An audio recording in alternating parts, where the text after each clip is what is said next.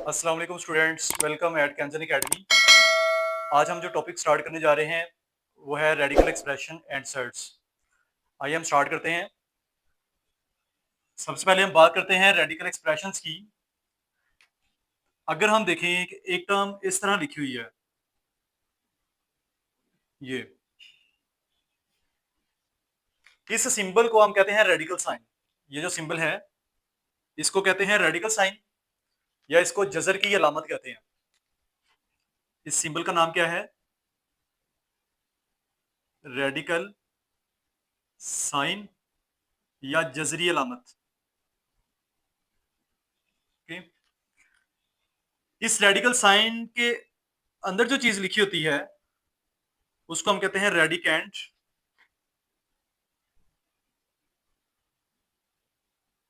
या इसको मजजूर कहते हैं।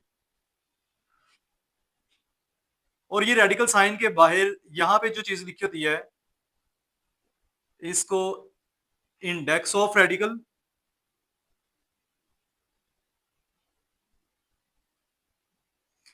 या इसको जजर का कुव्वतनुमा कहते हैं।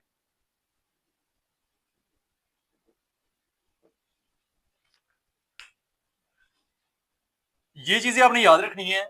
उससे आगे हम देखेंगे कि रेडिकल एक्सप्रेशन कैसे बनते हैं। रेडिकल साइन, उसके अंदर जो चीज लिखी है रेडिकेंट या मजजूर, और जो इसके बाहर पावर लिखी है उसको हम क्या कहते हैं? एन कहते हैं। अब इसकी डेफिनेशन को देख लें। पेज नंबर 11 पे रेडिकल एक्सप्रेशन की ये जो डेफिनेशन है इसको मैं रीड करने लगा हूं, इसको आप जरा देख लें। If n is a positive integer, वो कह रहे हैं कि ये जब हम रेडिकल एक्सप्रेशन की बात करते हैं तो n क्या है? ये पॉजिटिव इंटीजर होना चाहिए।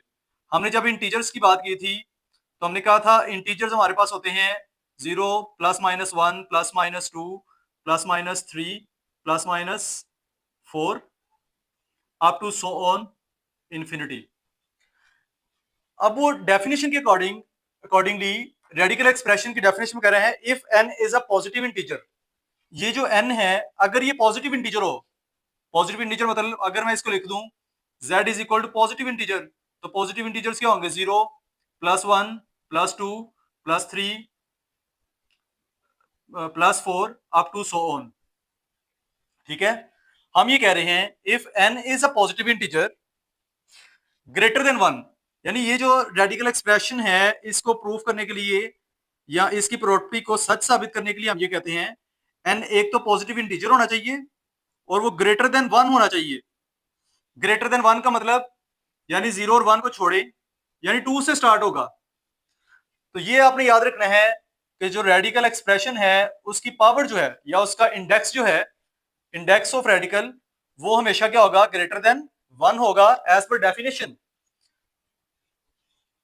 तो फिर हम क्या कहेंगे? ए इज अ रियल नंबर, और ये जो ए है ये एनी रियल नंबर है, कोई भी रियल नंबर हो सकता है।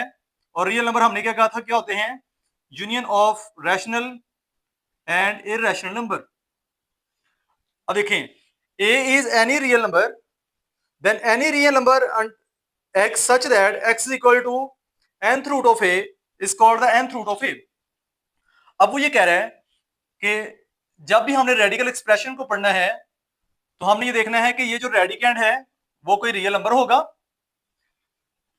और n की जो पावर है, सॉरी रेडिकल की जो पावर है वो ग्रेटर देन 1 होगी, तो फिर ये जो रेडिकल की जो प्रॉपर्टी है उसको सेटिस्फाई करेगा। तो अगर हम इसको देखें कि n is a positive integer that is greater than 1 and a is any real number, तो जब हम इसको सॉल्व करेंगे तो कोई आंसर आएगा। तो वो कह रहे हैं वो आंसर है x such that x is called the nth root of a। वो कह रहे हैं इसको हम सॉल्व करेंगे तो हमारे पास कोई रूट आएगा, ये a, इसको हम कहेंगे। तो ये इसकी डेफिनेशन है। रेडिकल एक्सप्रेशन की डेफिनेशन के लिए आपने क्या चीज याद रखनी है? रेडिकेंड कोई भी रियल नंबर हो सकता है और ये जो रेडिकल की पावर है या इंडेक्स इसको कहते हैं, ये हमेशा पॉजिटिव इंटीजर होगा। और कौन सा पॉजिटिव इंटीजर? जो ग्रेटर देन 1 होगा। अब फॉर एग्जांपल वो कह रहा है कि अगर हम इसको क्या पढ़ेंगे? nth रूट ऑफ ए, ये जो मैथमेटिकल सिंबल है इसको हमने पढ़ना है nth रूट ऑफ ए। अब nth का क्या मतलब है, n को हमने क्या पढ़ा था, n is greater than, n का मतलब है any positive integer greater than 1, यानी 2 3 4। अगर इसकी power for example x is equal to 2 होगी तो हम इसको लिखेंगे स्क्वायर रूट, पढ़ेंगे इसको क्या पढ़ेंगे, स्क्वायर रूट ऑफ ए। अगर x is equal to power 3 होगी तो इसको कहेंगे क्यूब रूट ऑफ ए। और अगर x is equal to index 4 होगा तो इसको पढ़ेंगे fourth root of a up to so on, fifth root, sixth root up to so on. ठीक है, इस तरह हम इसको पढ़ेंगे। तो ये जो हमारे पास एक्सप्रेशन आ रहा है पूरा, इसको हम कहेंगे ये हमारे पास क्या है, एक रेडिकल एक्सप्रेशन है। ठीक है, ये जो चीज हमारे पास बन रही है ये क्या है, रेडिकल एक्सप्रेशन, या ये एक जजरी जुमला है। तो ये थी रेडिकल एक्सप्रेशन को, जब हमने इसको प्रूफ, इसको सॉल्व करना है तो ये चीजें अपने अपने माइंड में रखनी है कि इन चीजों को जब वो सेटिस्फाई करेगा तो फिर हम उसको इस तरह रीड करेंगे। तो ये लाइन को हाईलाइट कर लें, if n is a positive integer greater than 1 and a is a real number then any real number x such that x is equal to nth root of a is called the nth root of a। अब first करें, हमारे पास radical expression है x is equal to nth root of a। ये इसकी कौन सी form कहलाएगी, radical form. अगर हम इसको एक्सपोनेंशियल फॉर्म में लिखना चाहें,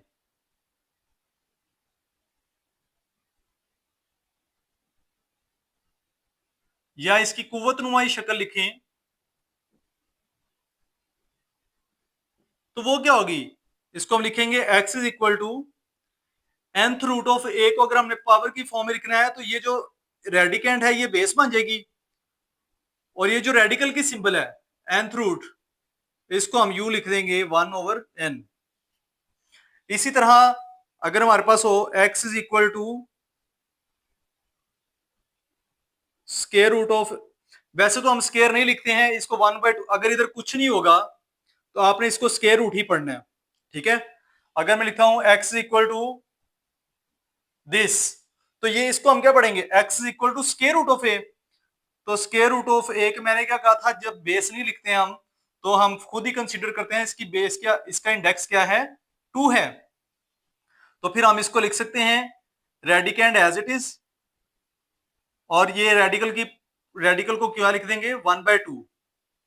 अगर इस तरह होगा x equal to cube root of a, तो फिर हम इसको लिख सकते हैं a की पावर 1/3। अब ये जब भी किसी बेस की पावर इस तरह हो कि वो फ्रैक्शन की फॉर्म में हो, तो ये जो डिनोमिनेटर है, ये डिनोमिनेटर क्या होगा, रेडिकल का इंडेक्स होगा। क्योंकि जब मैं कहूंगा एक्सपोनेंशियल फॉर्म को रेडिकल फॉर्म में कन्वर्ट करें, तो फिर ये जो डिनोमिनेटर है इसको आपने क्या करना है, इंडेक्स बना देना है, और जो न्यूमिनेटर है उसको रेडिकेंड की पावर बना देते होते हैं। ठीक है, ये भी हम पावर लॉ सॉल्व करेंगे उसमें देखेंगे। ये चीज अच्छी तरह क्लियर कर लें। इसको हम पढ़ेंगे कैसे, x is equal to nth root of a। हम ये कहते हैं x बराबर है a का nवां जजर। ठीक है, इसकी एक्सपोनेंशियल फॉर्म क्या होगी, इस x को एज इट इज लिखेंगे इक्वल टू, ये जो रेडिकेंड है एज इट इज आएगा, और ये जो nth रूट है इसको 1/n लिखेंगे। मैंने कहा जब इधर हम इंडेक्स नहीं लिखते हैं तो हम खुद ही कंसीडर करते हैं कि यहाँ पे इंडेक्स क्या है, 2 है, तो इसकी रेडिकल फॉर्म क्या होगी 1/2। अगर क्यूब रूट होगा तो 1/3। अगर इस एक्सपोनेंशियल फॉर्म से रेडिकल फॉर्म में आना है तो ये जो बेस है इसकी पावर अगर फ्रैक्शन फॉर्म में है तो ये जो डिनोमिनेटर है ये इंडेक्स बनेगा, और ये जो ऊपर न्यूमिनेटर है ये इसकी पावर बन जाया कर देगी। तो इस तरह इसकी ये कन्वर्जन है कि कैसे हम इसको एक रेडिकल फॉर्म को, कि कैसे हम रेडिकल फॉर्म को एक्सपोनेंशियल फॉर्म में कन्वर्ट करते हैं और एक्सपोनेंशियल फॉर्म को रेडिकल फॉर्म में कन्वर्ट करते हैं। जब हम सर्ड्स या मुकादरिस्म की बात करते हैं तो थोड़ा सा हम इसको रिव्यू कर लेते हैं। हमने बोला था हमारे पास रियल नंबर्स होते हैं, रियल नंबर्स की 2 टाइप्स आगे हमने क्या था, रैशनल नंबर्स, और उसके बाद क्या था, इरैशनल नंबर्स। रैशनल नंबर्स की हमारे पास 2 कैटेगरीज थी, जिसको हम टर्मिनेटिंग मुख्ततिम वाली कसर इशारिया ये एक थी, और दूसरी क्या इसकी टाइप थी, एक ये है और दूसरी थी टर्मिनेटिंग एंड रिकरिंग। ये हमने सारे प्रूफ कर लिए हुए हैं। और इरेशनल की क्या हमने पढ़ी थी, नॉन टर्मिनेटिंग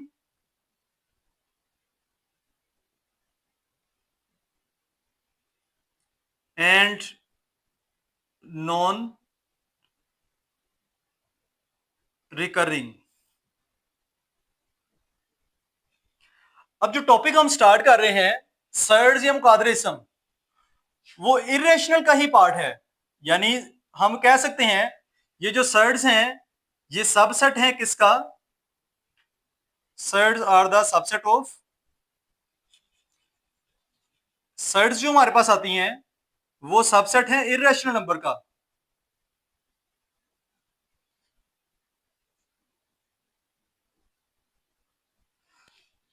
जब हम सर्ड्स की बात करते हैं तो वो इरेशनल में से आती हैं, या मुकादरे-ए-इस्म हमारे कहां से आते हैं, इरेशनल में से। तो जब वो इरेशनल में से बनेगा तो हम कहेंगे ऑल सर्ड्स आर इरेशनल। जितनी भी सर्ड्स होंगी वो क्या होंगी, इरेशनल होंगी। क्यों, क्योंकि वो सर्ड सारी कहां से आएंगी, इरेशनल नंबर में से आएंगी। ये वेरी इंपॉर्टेंट एमसीक्यूज है। ऑल सर्ड्स आर इरेशनल, तमाम मुकादरे-ए-इस्म हमारे पास क्या होती हैं, गैर नातिक होती हैं। क्यों, क्योंकि वो इरेशनल में से जनरेट होती हैं। मगर दूसरी बात, all surds are not irrational, sorry, all surds are irrational but all irrational numbers are not surds। जब हमारे पास सारे irrational नंबर होंगे तो उनमें से कुछ तो irrational ही रहेंगे और कुछ हमारे पास क्या होंगी, सर्ड्स होंगी। तो हम कहते हैं जितनी भी सर्ड्स हमारे पास होती हैं वो हमेशा irrational होती हैं। मगर तमाम irrational नंबर्स सर्ड्स नहीं होते हैं। कुछ irrational नंबर irrational ही रहते हैं और कुछ irrational नंबर सर्ड्स बन जाते हैं। जिस तरह हमने कहा था कि जब हम सर्ड्स की बात करेंगे वो भी इस डेफिनेशन को सेटिस्फाई करेगा, non terminating and non recurring. मगर इसकी अगर हम डेफिनेशन कर देखते हैं तो उससे आपको क्लियर होगा कि कैसे ऑल सर्ड्स इरेशनल नंबर होती हैं। जब हम सर्ड्स की बात करते हैं तो इसमें ये चीजें आपने, irrational radical with rational radicand, यानी जो इसकी सर्ड्स की प्रॉपर्टी है वो क्या है कि जो रेडिकेंट हो वो हमेशा रैशनल होना चाहिए। अगर हम देखते हैं square root of 2, square root of 2 क्या है, एक इरेशनल नंबर है। ठीक है, स्क्वायर रूट ऑफ 2 क्या है, एक इरेशनल नंबर है। क्यों है, क्योंकि ये नॉन टर्मिनेटिंग है एंड नॉन रिकरिंग है। अब अगर हम इसको देखें, अगर हमने कहा है कि ये नॉन टर्मिनेटिंग और नॉन रिकरिंग है इसलिए ये इरेशनल है। अब हमने देखना कि इरेशनल की कौन सी टाइप है, तो ये सर्ड है। सर्ड क्यों है, क्योंकि डेफिनेशन ये कह रही है वो तमाम इरेशनल नंबर्स जो रेडिकल से आते हैं, एक तो रेडिकल से आते हैं और उनका जो रेडिकेंड होता है वो रैशनल होता है। अगर हम 2 को देखें तो 2 इससे बिलोंग करता है z is equal to 0 +-1 +-2 +-3 up to so on. तो 2 किससे बिलोंग कर रहा है, सेट ऑफ इंटीजर से। और 2 को हम p ओवर q की फॉर्म में लिख सकते हैं, या 2 एक टर्मिनेटिंग डेसिमल फ्रैक्शन भी है अगर 2.0 हम लिखे तो। ये डिफरेंट इसकी प्रॉपर्टीज हैं याद रखने की, कि अगर हम 2 को देखें, ये रेडिकेंट को, सर्ड की डेफिनेशन क्या है, एन इरेशनल रेडिकल। क्योंकि जब हम स्क्वायर रूट 2 का स्क्वायर रूट लेते हैं तो हमारे पास जो रूट आंसर आता है वो इरेशनल होते हैं। ठीक है, स्क्वायर रूट 2 इरेशनल तो है, मगर ये एक ऐसा इरेशनल नंबर है जो कहां से आया है, रेडिकल से आया है, रेडिकल के ऑपरेशन की वजह से जनरेट हुआ है। और दूसरी बात, इसका जो रेडिकेंड है वो क्या है, रैशनल नंबर है। ये बात जब सेटिस्फाई होगी तो फिर ही हम कहेंगे कि ये इरेशनल की एक टाइप है जिसको हम सर्ड कहते हैं। ठीक है, तो ये चीज आप याद रख लें कि सर्ड क्या है। सर्ड, जितनी भी सर्ड्स होती हैं वो सारी की सारी इरेशनल होती हैं। क्यों? क्योंकि वो इरेशनल नंबर से जनरेट होती हैं, और हम ये कहते हैं कि उस सर्ड का प्रूफ होने के लिए या किसी भी नंबर को सर्ड होने के लिए क्या चीज जरूरी होती है? उसका रेडिकेंड रैशनल नंबर हो जो सेट ऑफ इंटीजर से बिलोंग करता हो, या उसको हम पी ओवर क्यू की फॉर्म में लिख सकते हो। अगर हम इसको देखें cube root of 5, cube root of 5 का अगर आप आंसर लेंगे, कैलकुलेट करेंगे, तो वो क्या आएगा? इरेशनल आएगा। इरेशनल क्यों है? क्योंकि इसका answer non terminating and non recurring है, और दूसरी बात इसका जो रेडिकेंड है वो एक रैशनल नंबर है। ठीक है। अब आप कहेंगे कि हमने एक इरेशनल नंबर पाई भी पढ़ा था और एक ई भी पढ़ा था, ये भी तो इरेशनल नंबर है, तो ये सर्ड क्यों नहीं है? पहली बात, क्योंकि इनको हम ट्रांसेंडेंटल कहते हैं, या हम ये कहेंगे कि ये हमारे पॉलिनोमियल फंक्शन जो है उनका पार्ट नहीं है।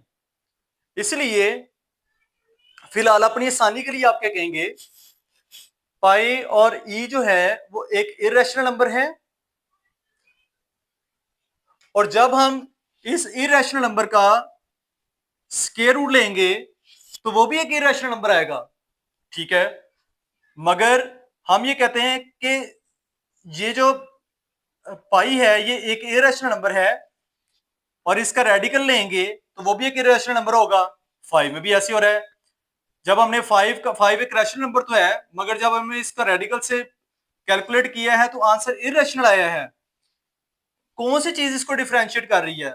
ये जो रेडिकेंड है ये रैशनल होना चाहिए, मगर इसका ये जो पाई है ये रैशनल नहीं है। पाई रैशनल, पाई बजाते खुद रैशनल नहीं है, पाई बजाते खुद रैशनल नहीं है।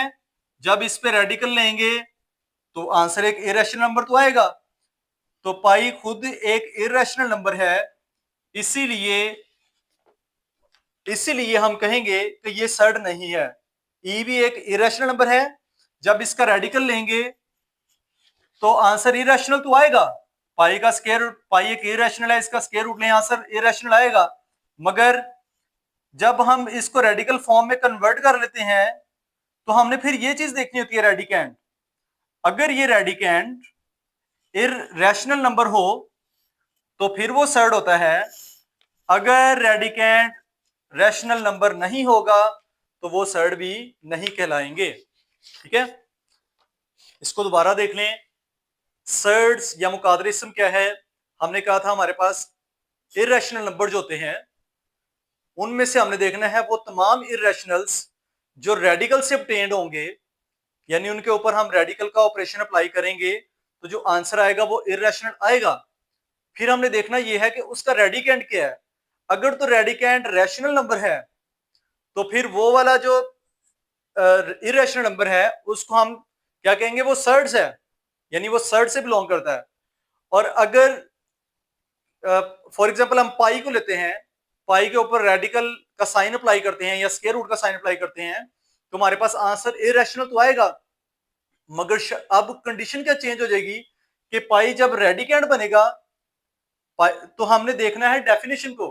डेफिनेशन क्या कहती है कि रैशनल रेडिकेंड, शर्त यह है सर्ड होने के लिए कि ये जो रेडिकेंड है ये रैशनल होना चाहिए।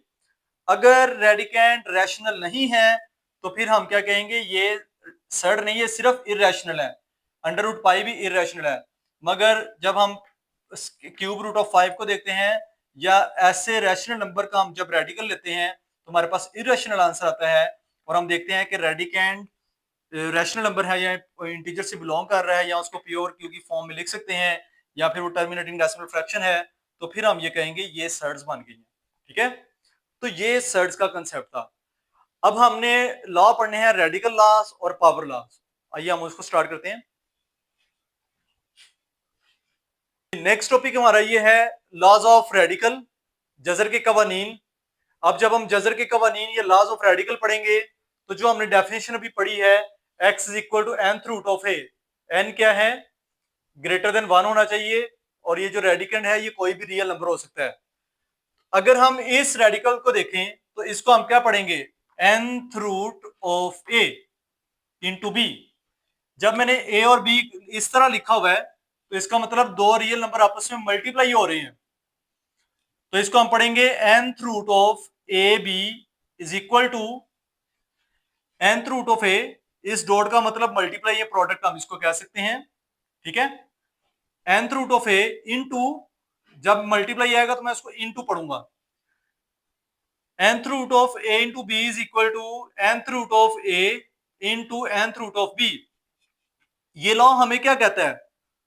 वो कह रहा है जब दो रियल नंबर मल्टीप्लाई हो रहे हो रेडिकैंड में, रेडिकैंड क्या हो, दो रियल नंबर मल्टीप्लाई हो रहे हो और उनपे एक ही रेडिकल हो, तो आप क्या करेंगे, उन दोनों नंबर्स को लहदा पहले मल्टीप्लाई करेंगे, यानी इस नंबर को ए को लहदा किया, इस पे रेडिकल को सेपरेट कर दिया, nth root of a into nth root of b. इस तरह आप इसको कर सकते हैं solve. First law of radical क्या है? अगर रेडिकैंड में दो नंबर मल्टीप्लाई हो रहे हैं, उनपे कोई भी रूट लिया गया है, nth रूट्स का मतलब 2 3 4 5, n का मतलब क्या है यहाँ पे, n is equal to 2 3 4 5 6 up to so on. 2 हम लिखते नहीं है तो इसको हम स्क्वायर, बाज का तो हम वैसे तो हम लिखते ही नहीं है, तो इसको हम स्क्वायर रूट पढ़ते हैं, 2 3 4 cube root, fourth root, fifth root, sixth root up to so on. A into b nth root को हम क्या करते हैं, सेपरेट कर सकते हैं दोनों पे, या अगर ये दोनों सेपरेट हो तो इकट्ठा भी कर सकते हैं। तो इसको क्या पढ़ेंगे, nth root of a into b is equal to nth root of a into nth root of b. इसी तरह अगर दो नंबर एक दूसरे से डिवाइड हो रहे हो या फ्रैक्शन की फॉर्म में हो रेडिकैंड में, और उनके ऊपर एक ही रूट लिया गया हो, तो हम क्या कर सकते हैं, न्यूमिनेटर पे रेडिकैंड को सेपरेट कर सकते हैं और डिनोमिनेटर को भी रेडिकल के साइन को लहदा करके लिख सकते हैं। या फिर अगर क्वेश्चन में ये इस तरह की सिचुएशन दी हो तो हम इस तरह भी करके उसको इकट्ठा करके भी सॉल्व कर सकते हैं। ये हम एज पर सिचुएशन देखेंगे कि क्या हमने कैसे सॉल्व करना है। तो आपने याद रखना है, दो नंबर अगर मल्टीप्लाई हो रहे हो उसके ऊपर एक ही रेडिकल है तो उनको सेपरेट कर सकते हैं, अगर वो सेपरेट है तो इकट्ठे भी कर सकते हैं क्योंकि ये इक्वल है ना। अगर दो नंबर डिवाइड हो रहे हो तो उनपे एक ही रूट लिया गया है, तो उनको न्यूमिनेटर और डिनोमिनेटर की फॉर्म में सेपरेट कर सकते हैं। या फिर अगर दो नंबर अपनी रेडिकल फॉर्म में न्यूमिनेटर और डिनोमिनेटर की फॉर्म में है और उनके इंडेक्स भी उनके इंडेक्स अगर सेम है,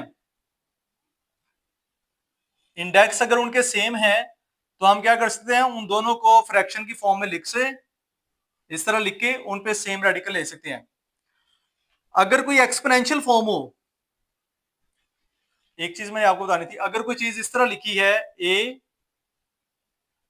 इसकी पावर 1, तो ये जो चीज है इसको हम एक्सपोनेंट कहते हैं या कुव्वत नुमा कहते हैं, और ये जो नीचे चीज लिखी होती है इसको हम बेस कहते हैं या इसको असास कहेंगे।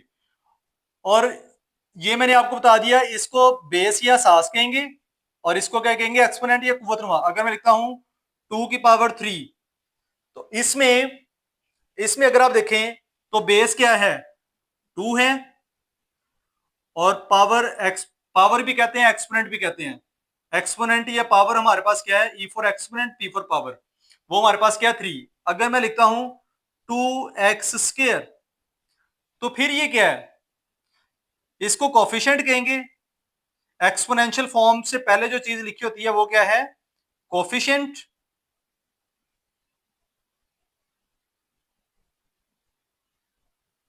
x को बेस कहेंगे और 2 को हम क्या कहेंगे, एक्सपोनेंट, पावर या कुव्वतनुमा कहते हैं। और जिसका कोई कोफिशिएंट नहीं होता उसका कोफिशिएंट क्या होता है, 1 होता है। जिसकी कोई पावर नहीं होती उसकी पावर क्या होती है, 1 होती है। ये आपने याद रखना है। अगर हम इसको देखें, ये एक्सपोनेंशियल फॉर्म है a⁻m, इसके ऊपर रेडिकल साइन लिया गया हुआ है, तो हम क्या कर सकते हैं, इस रेडिकल साइन को सेपरेट करके लिखेंगे और इस होल पे पावर ले लेंगे। कोई एक्सपोनेंशियल फॉर्म है, कोई भी रेडिकैंड अगर एक्सपोनेंशियल फॉर्म में है और उसके ऊपर रेडिकल साइन लिया गया हुआ है, तो हम क्या करेंगे, जो रेडिकेंड की पावर है उसको पूरे रेडिकल एक्सप्रेशन की पावर बना सकते हैं, ठीक है।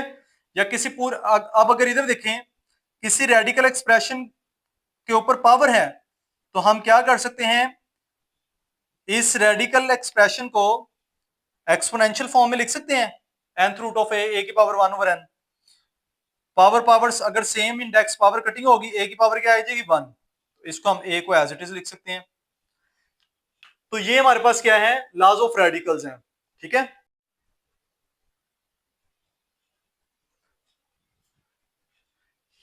नेक्स्ट हमारा टॉपिक है लॉज ऑफ इंडाइसिस या कुव्वतनुमा के कवानीन।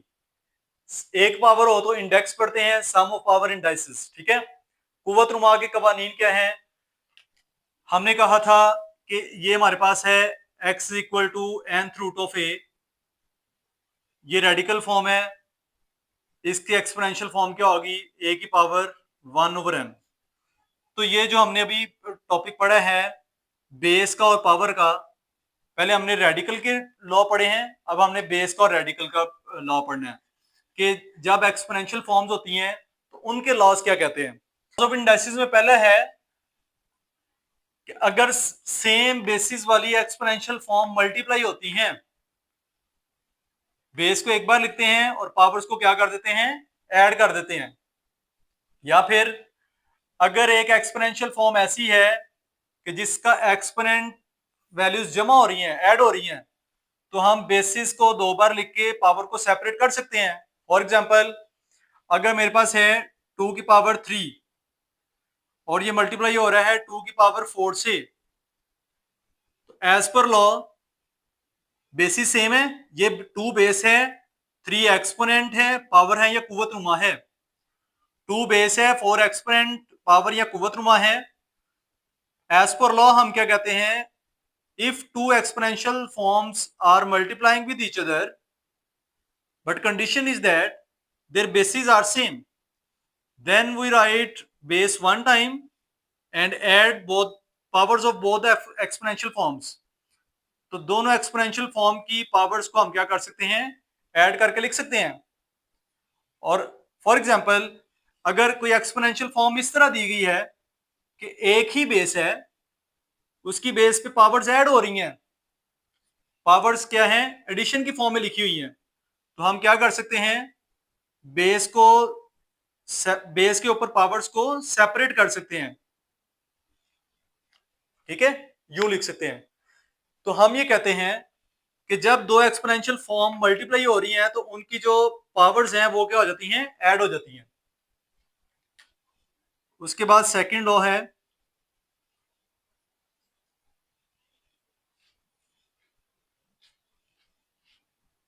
a की पावर m किसी एक्सपोनेंशियल फॉर्म की अगेन पावर ली हुई है, तो फिर क्या होगा, पावर से मल्टीप्लाई हो जाती हैं, ठीक है। सेकंड लॉ क्या है कि अगर किसी एक्सपोनेंशियल फॉर्म की अगेन पावर ली हुई है तो क्या होगा, ये पावर से मल्टीप्लाई हो जाएंगी। फॉर एग्जांपल, अगर मैं लिखता हूं 4 की पावर 3, ये एक एक्सपोनेंशियल फॉर्म बन गई और इसकी अगेन पावर 2 ली हुई है, तो इस एक्सपोनेंशियल फॉर्म की अगेन पावर ली है हमने, यानी ये भी एक्सपोनेंशियल फॉर्म है। अगर 4 और 3 को देखें, इसको मैं सेपरेट कर रहा हूं, 4 और 3 ये एक एक्सपोनेंशियल फॉर्म है, इसकी बेस क्या है 4 और इसकी पावर क्या है 3। अब 4 और 3 को भूल जाएं, अगर हम 4/3 और इसके ऊपर जो पावर 2 ली है, 2 के कंसेप्ट से देखें तो फिर बेस क्या है, फिर बेस 4 की पावर 3 है और पावर क्या है 2, फिर बेस ये बनेगी अगर 2 के लिहाज से देखेंगे।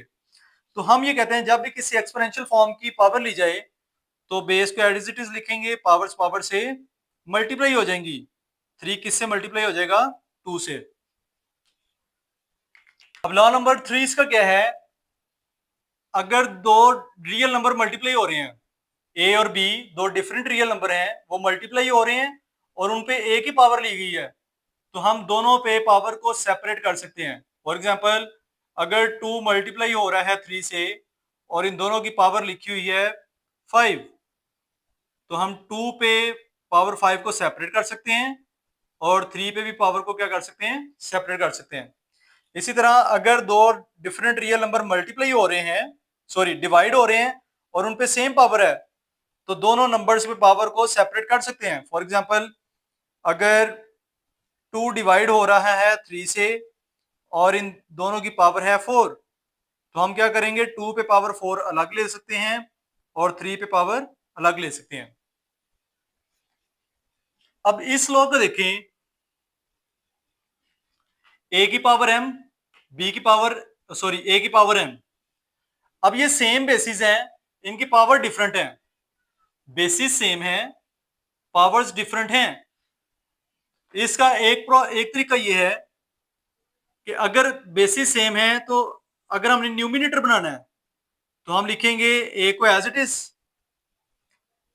ए की पावर एम ऐसी रहेगी, और नीचे जो एक्सपोनेंशियल फॉर्म है इस पावर को जब ऊपर लेके जाएंगे तो ये हो जाएगी माइनस एन, और अगर ये माइनस की फॉर्म में ऊपर जाके प्लस एन हो जाएगी। दूसरी चीज, अगर हम ये सेम बेसिस वाली एक्सपोनेंशियल फॉर्म है और इसको नीचे लेके आना चाहते हैं, ऊपर हम लिखेंगे 1, ए की power n as it is रहेगी और एम नीचे आके क्या हो जाएगा, माइनस हो जाएगा। एक चीज आपने और याद रखनी है, किसी भी एक्सपोनेंशियल फॉर्म जिसकी पावर 0 हो जाए उसका आंसर हमेशा क्या आता है, 1। ठीक है, एमसीक्यूज, कोई भी रियल नंबर हमारे पास है उसकी पावर जब भी 0 हो जाएगी तो उसका आंसर हमेशा हमारे पास क्या आएगा, 1 ही आएगा। और 1 को हम क्या कहते हैं, मल्टीप्लिकेटिव आइडेंटिटी कहते हैं। ये थे जी इसके लॉज। अभी तक हमने जो सीखा है वो ये है कि हमारे पास रेडिकल एक्सप्रेशंस क्या होते हैं, सर्ड्स क्या होती हैं, और फिर लॉज ऑफ एक्सपोनेंट्स या इंडाइसिस क्या होते हैं, और लॉज ऑफ रेडिकल क्या होते हैं। ठीक है, ये था हमारा आज का टॉपिक। नेक्स्ट हम इसकी एक्सरसाइज और एग्जांपल सॉल्व करेंगे जिसमें हम अप्लाई करेंगे। हमने देखना है कि ये जो लॉज ऑफ पावर्स हैं या इंडाइसिस हैं, लॉज ऑफ रेडिकल्स हैं, वो कैसे हम उनको क्वेश्चंस में सॉल्व करते हैं। Thank you so much, Allah Hafiz.